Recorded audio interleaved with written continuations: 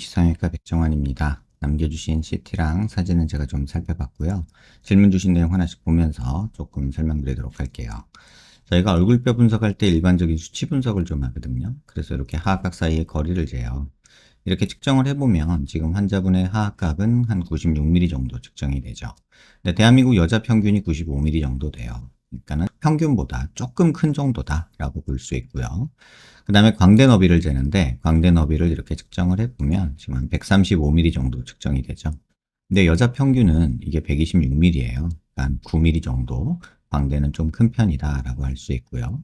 그 다음에 두상 너비를 재는데 두상 너비를 측정해 보면 지금 한 143mm, 2mm 정도 측정이 되죠. 근데 여자 평균이 143mm예요. 그러니까 두상은 조금은 작은 편이다.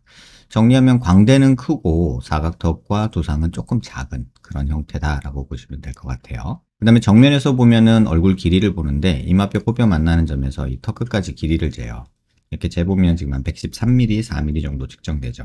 그러니까 얼굴 길이가 짧으니까 좀 전반적으로 평균에 가까운 사각턱을 갖고 있더라도 광대가 더 유독 넓어 보이는 그런 느낌이 드는 거고요. 이걸 조금 세분해서 보면 이마뼈 코뼈 만나는 점에서 이 코앞까지까지 거리를 재면 이게 한 51mm 정도 되죠.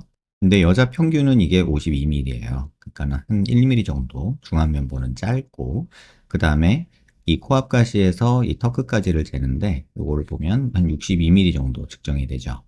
근데 여자 평균은 이게 66mm예요. 그러니까 다시 말하면 턱이 많이 작은 짧은 무턱 상태였다 이런 생각이 들고요. 그 다음에 옆모습에서 보는 거는 귀밑각을 보는데 보통 귓볼 기준으로 봐요. 귓볼 기준으로 봤을 때 여자 얼굴이 작으면 1cm, 크면 한 1.5cm 정도면 적당하다고 하는데 지금 환자분이 한 2cm 조금 더 있어요. 그래서 뭐 잘라줘 봤자 요거 조금 잘라줄 게 있는데 이 수치만 보고 결정하는 건 아니고 실제 사각턱의 모습을 보는데 지금 보면 이 상태면은 사각턱은 잘라줄 필요는 거의 없겠죠.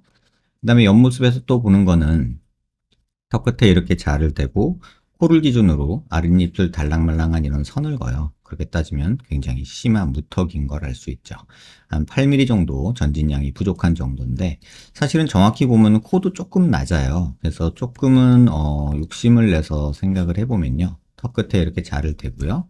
만약에 콧대가 조금 더 높아지고 그 다음에 코끝도 조금 더 길어지고 이렇게 높아진다면 이런 식으로 된다면 이 기준으로 한번 선을 그어보면 지금 전진량은 그래도 한 7mm 정도로 줄어들죠. 그래서 개인적으로는 코가 조금 짧고 들려있는 모습이어서 조금 내리면서 살짝 높이는 것도 괜찮지 않을까 싶고 워낙에 정상적으로는 윗입술이 아랫입술보다 조금 더 이렇게 앞에 나와 있어야 되거든요. 근데 환자분은 아랫입술이 좀 더 나온 상태예요. 그래서 턱이 무턱인데도 불구하고 아랫입술이 좀 나온 그런 상태다라고 보시면 될 것 같고요. 그 다음에 피부 음영에서 45도 각도에서 약간 정면 쪽으로 틀어서 보면 여기서 보면 여기가 튀어나오면 저희가 45도 광대가 나왔다고 하고요. 그 다음에 관자놀이가 꺼져 있고 여기가 튀어나오고 여기가 꺼져 있으면 역광대가 나왔다고 해요. 그러면 역광대가 나오고 45도 광대가 나온 거는 뭐 자명하죠. 다만 45도 광대는 아주 도드라지진 않지만 역광대는 조금 도드라진 편이어서 역광대를 줄이는 거는 수치로 보나 지금 형태로 보나 모양으로 보나 줄일만 하다 이렇게 보여지고요.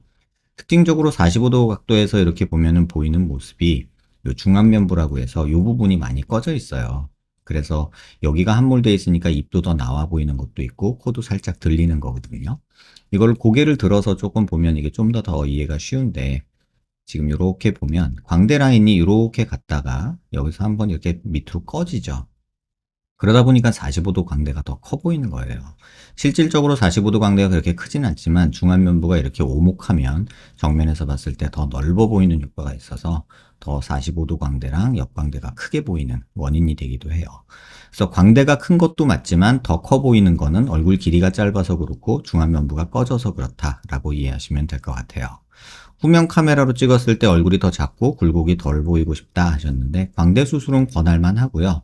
조금 욕심내면 제 개인적으로 봤을 때는 사각턱을 뭐 자르는 거는 생각해 볼 필요가 있고요. 굳이 안 잘라도 될 것 같은 생각은 드는데 턱이 조금 앞으로 나오고 여기서 길이가 조금 더 길어지는 게 환자분이 조금 더 갸름해지는 느낌이 들 거고 욕심이 난다면 코를 조금 세우고 길이를 조금 만드는 거 이 정도가 필요하지 않을까 싶고 조금 더 욕심을 낸다면 뭐 중안면부 이런 데 꺼진 것들도 한번 생각해 보면 좋지 않을까 싶어요.